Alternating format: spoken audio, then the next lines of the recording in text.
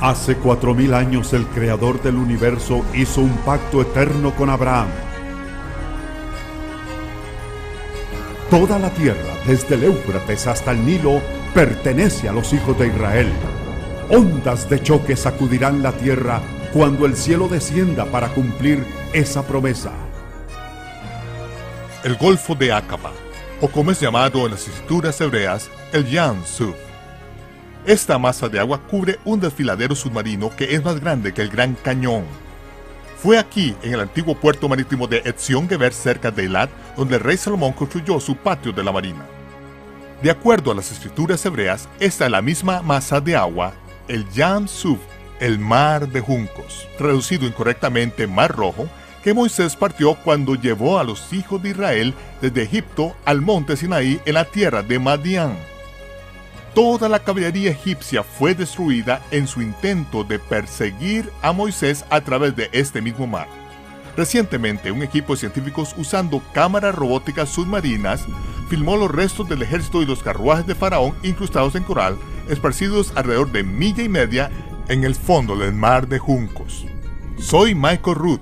Prepárese para un rudo despertar.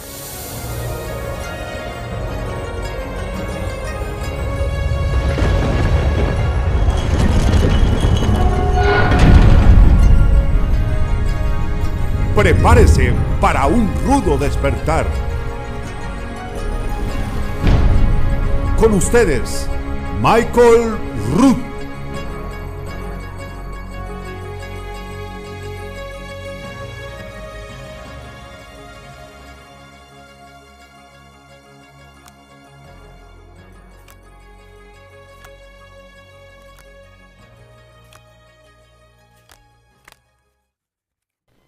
Este es el rollo de los primeros 5 libros de la Biblia. En hebreo se le llama la Torá. Torá significa las instrucciones. La Torá registra que el Creador habló directamente a un hombre llamado Abraham y le dijo que saliera de la tierra de los caldeos, también conocida como Babilonia, la cual estaba completamente sumergida en la adoración pagana al dios Sol. Por su obediencia, Abraham se le prometió que su descendencia heredaría toda la tierra desde el río Éufrates, hoy en día Irak, hasta el Nilo en Egipto. El nombre del primer libro de la Torá, Génesis, en hebreo es Bereshit, que significa en el comienzo. Registra cómo la descendencia de Abraham vino a morar en la tierra de Misraín, conocida hoy como Egipto.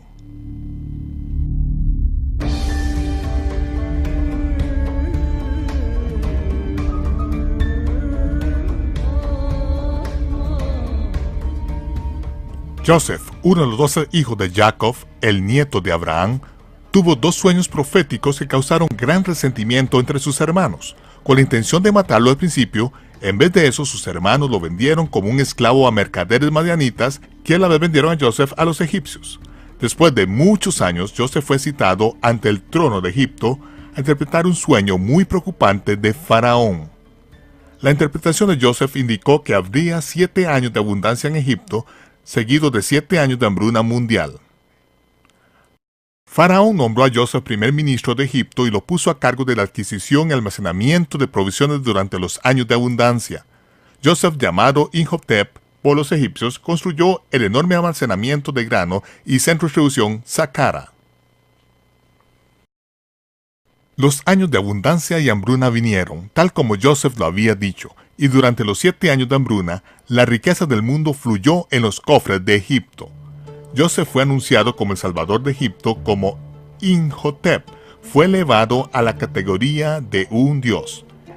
El padre y los hermanos de Joseph y sus familias fueron transportados por una caravana real desde su casa azotada por la hambruna en Canaán, fueron traídos a la tierra de Egipto, donde se les dio la tierra más selecta en el imperio, la tierra de Goshen, en el fértil delta del Nilo.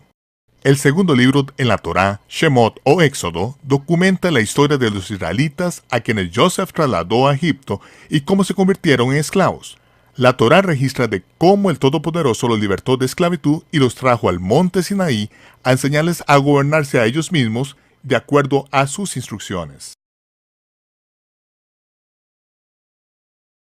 En las generaciones sucesivas después de Joseph, los hijos de Israel florecieron, y los egipcios se asustaron de que ellos fueran más grandes que Egipto. Un nuevo faraón, ajeno a los logros de Joseph, puso a los israelitas bajo el látigo de los amos de los esclavos. En un momento ordenó matar a todos los hijos varones. Uno de esos niños, escondido en un canasto en el río Nilo, fue encontrado por un miembro de la casa real de Egipto. Se le llamó Moshe, que significa sacado del agua, y fue criado en la corte de Faraón. El libro de Shemot registra que Moisés, mató a un egipcio que golpeó a uno de los esclavos hebreos. Para salvar su propia vida, Moshe huyó de la tierra de Egipto, evadiendo exitosamente las patrullas militares egipcias mientras hacía la ruta de las especias a la tierra de Madián, la esquina noroeste de lo que ahora se llama Arabia Saudita.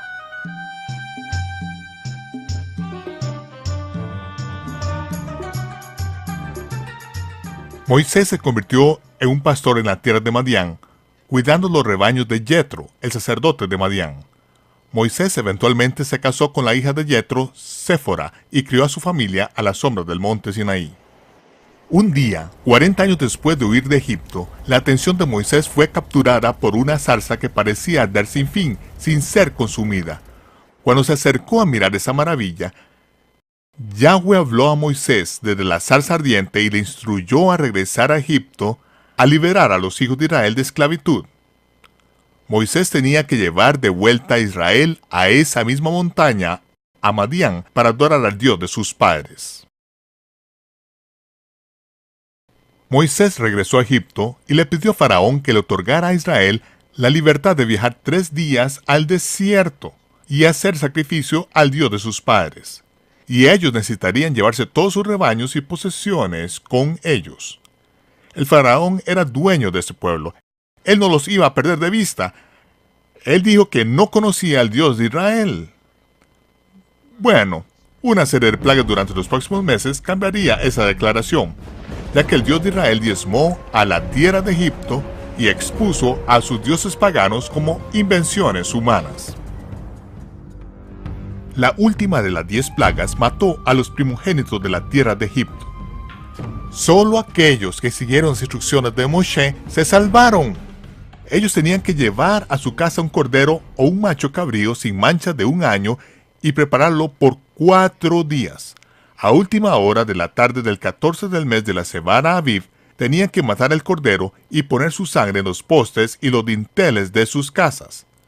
Después de la puesta del sol, ellos tenían que comerse el cordero con hierbas amargas y pan sin levadura. Se comieron la comida de pie, con sus abrigos puestos, sus bastones en las manos y listos para salir en las primeras horas de la mañana.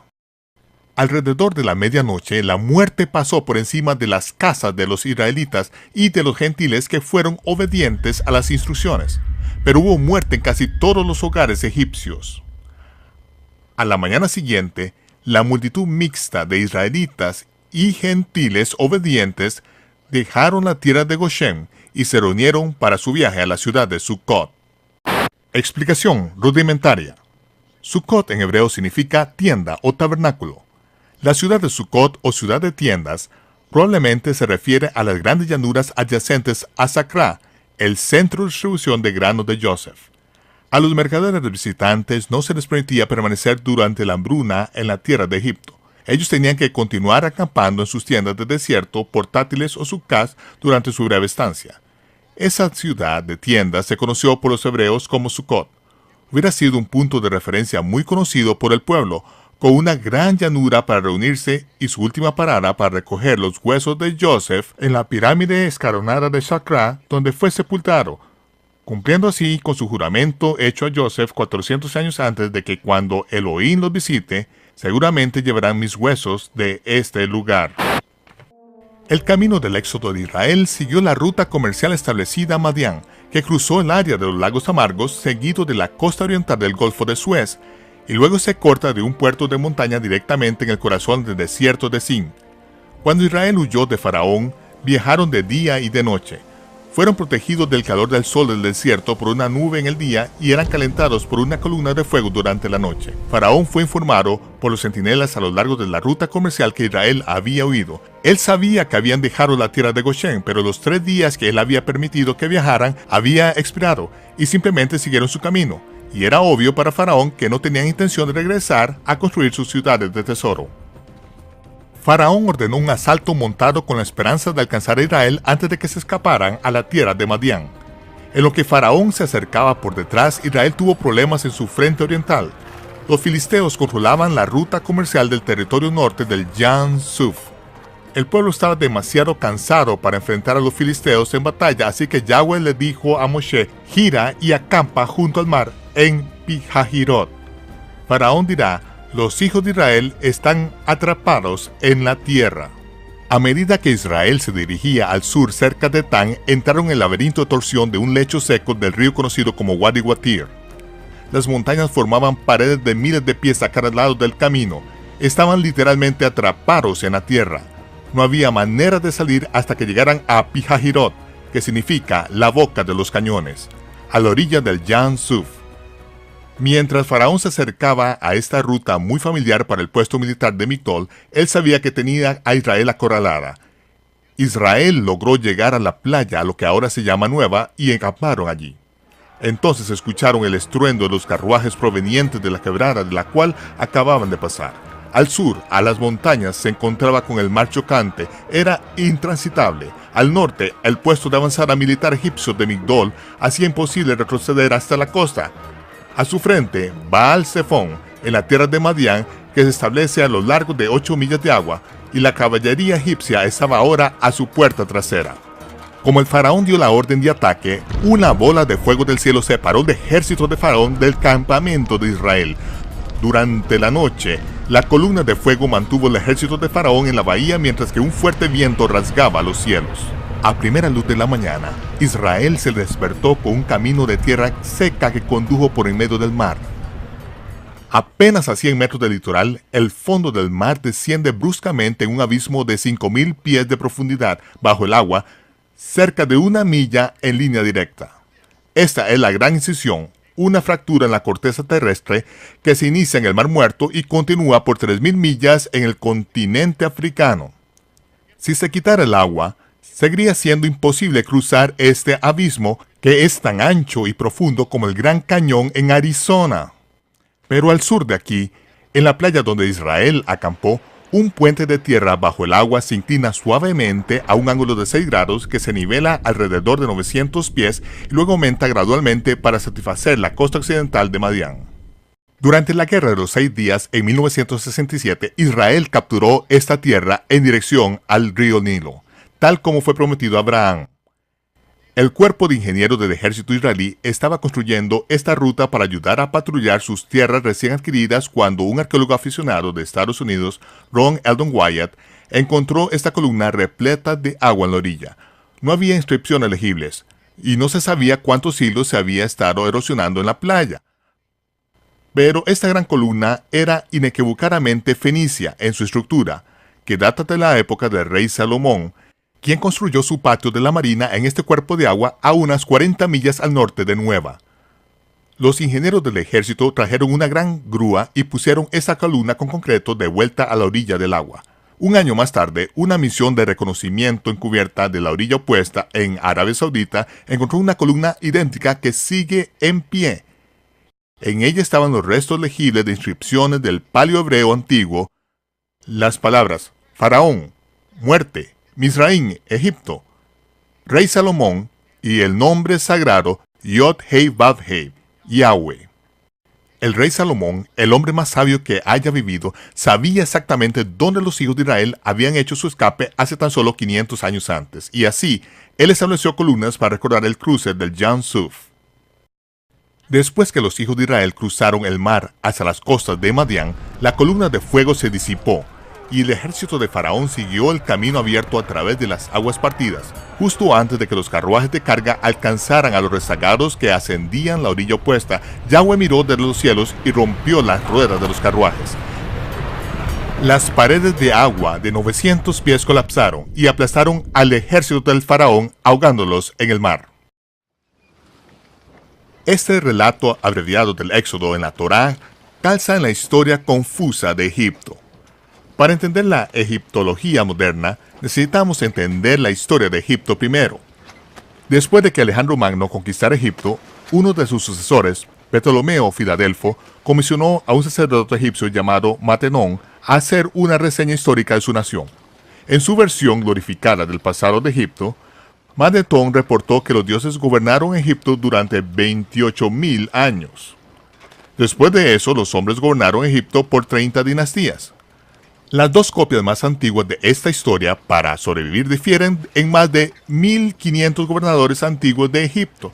Es obvio que esta historia no fue considerada lo suficientemente genuina para copiarla con exactitud. ¿Usted cree que por 28.000 años los dioses gobernaron Egipto?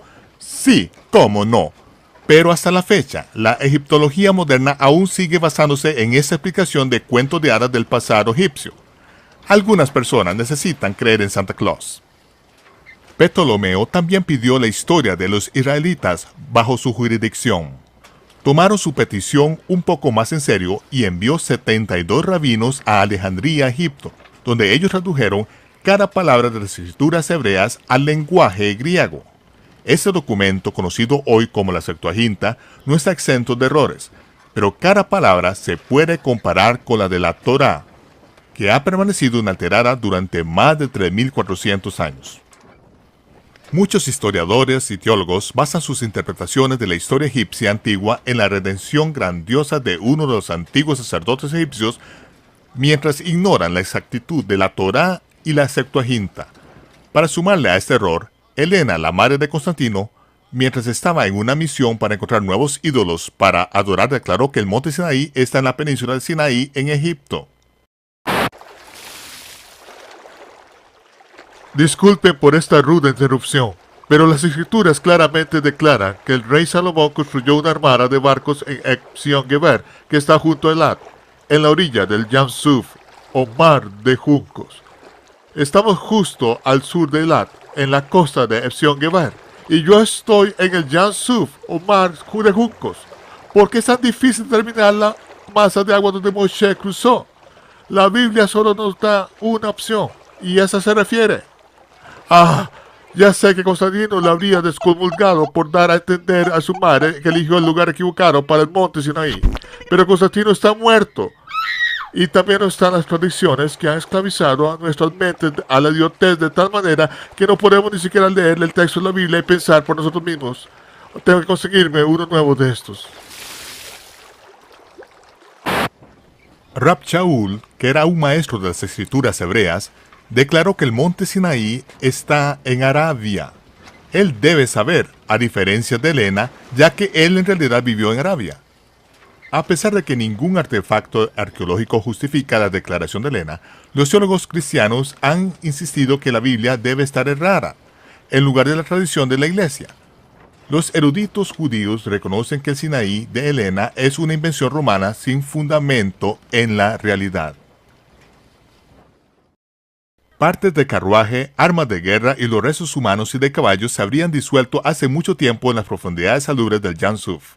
No esperaríamos encontrar ningún vestigio de las ruinas del campo de batalla del ejército de Faraón después de 3.400 años en el mar, a menos que hubiera una manera natural que los artefactos se conservaran en entornos de agua salada.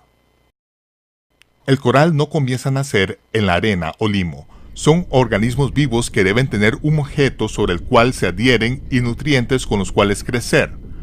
Una característica única del coral de agua salada le permite adherirse a un artefacto sumergido, a derivar nutrientes del objeto en descomposición y a crecer de tal manera que se adhieren sobre la forma del propio artefacto. A falta de la alimentación continua, el coral muere y deja formado un depósito mineral único. El Dr. Leonard Muller, un científico del Instituto Karolinska en Estocolmo, Suecia, que otorga el Premio Nobel en el campo de la ciencia, y un equipo internacional de biólogos de investigación dirigido por Viveka Pantian, trajo equipo científico moderno hasta el sitio del cruce del Mar de Juncos en la primavera del año 2000. Muller y Pantian se mostraron escépticos al principio, pero se interesaron en el proyecto después de ver la evidencia de una exploración previa del sitio. Lo que encontraron esparcido en el fondo del Mar de Juncos ha sacudido a la comunidad religiosa y científica. Cámaras montadas en submarinos de control remoto revelaron partes de carruajes incrustadas en coral, restos humanos y de caballos esparcidos en el campo de batalla en el fondo del Mar de Juncos. Ángulos de 90 grados rara vez se presentan en la naturaleza, pero aquí, en el puente de tierra bajo el agua, un gran número de extrañas formaciones de coral presentan las características de las cabinas de los carruajes, las ruedas de los carruajes de 1 metro de diámetro adheridas a los ejes rotos y cientos de artefactos de coral en el que altos niveles de hierro aún pueden ser detectados por los magnetómetros.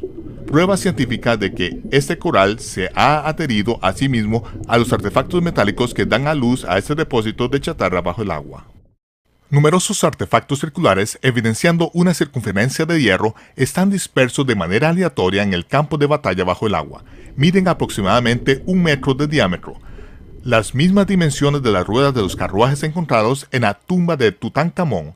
Algunas están reposando en el lecho marino cerca de lo que parecía ser cabinas de carruajes solitarios, otros están adheridas a ejes rotos y otros de pie en una base de coral circular de 1 metro con un eje vertical del mismo ancho de un carruaje egipcio y están coronadas con otros círculos de coral de 1 metro de diámetro. Incluso un principiante puede ver fácilmente que no se trata de formaciones de coral natural. Después de que Israel devolvió el Sinaí a Egipto en 1982, una rueda de carruaje de 8 rayos fue removida del fondo del mar y llevado a Cairo para ser examinado. El director del Departamento de Antigüedades de Egipto, Nasif Mohamed Hassan, inmediatamente identificó el artefacto como una rueda de carruaje del 18ª dinastía, una equivalencia idéntica a la rueda del carro de conservados en la tumba de Tutankamón. Parte de los carruajes de la 18ª dinastía en el fondo del Mar de Juncos encajan perfectamente en las inscripciones en el santuario de granito de El Arish en la década de 1860. Las inscripciones indican que el faraón Tom desapareció en un remolino en Pihahirot en una batalla contra un dios. Pihahirot es el mismo lugar que las escrituras hebreas reportan la desaparición de Faraón. El libro de Shemot, Éxodo, registra que Israel estaba construyendo una ciudad de tesoros para el faraón llamado Pitón, ciudad de Tom. Al momento del Éxodo, Tom era el faraón del Éxodo, no Ramsés o Jules Briner. Las partes de los carruajes del Jan Suf y las inscripciones de El Arish contradicen la egiptología moderna. Así que la toma posterior de los artefactos del lugar de paso para el análisis científico fue prohibida inmediatamente, y la rueda del carruaje de 8 rayos fue enterrada rápidamente en los archivos de antigüedades de Egipto. Esta rueda de carruaje de 4 rayos enchapada en oro fue fotografiada y enterrada en el lugar con una huella de señalización cercana. Así como no estará perdida para los egipcios, permanecerá sumergida hasta que la península Sinaí sea retornada a Israel. La madera ha decaído por completo, pero el eje de metal está incrustado en coral. Debido a que el coral no se adhiere al oro o a la plata, este ejemplar invaluable permanece intachable por el tiempo. Imágenes egipcias muestran consistentemente al faraón guerreando desde su carruaje real equipado con oro, con ruedas de carruaje de 4 radios, ni siquiera una opción del mercado de segunda de los carruajes de guerra normales de la época. Una fuerte evidencia de que esta es realmente una de las 2 ruedas de carruaje que Faraón Tom cabalgó hasta su muerte. Para muchas personas, encontrar el verdadero lugar de paso del Mar de Juncos es una mala noticia. La bendita ignorancia ha muerto y usted reconoce que el Creador se ha revelado a sí mismo por medio de su pueblo y sus profetas. Pero esto es una buena noticia para aquellos que verdaderamente creen en el Dios de Israel y obedecen sus mandamientos. Aquí, en el fondo del Jan Suf, reposa la evidencia de que el Creador ha actuado en el nombre de su pueblo en el pasado. Prueba de que usted puede contar con su promesa de que en los últimos días Él llevará a cabo un milagro que hará que la partición del Mar de Juncos sea algo pequeño en comparación. Soy Michael Root, invitándole a que nos acompañe la próxima vez en Un Ruto Despertar. Y nos vemos cuando se despeje el humo.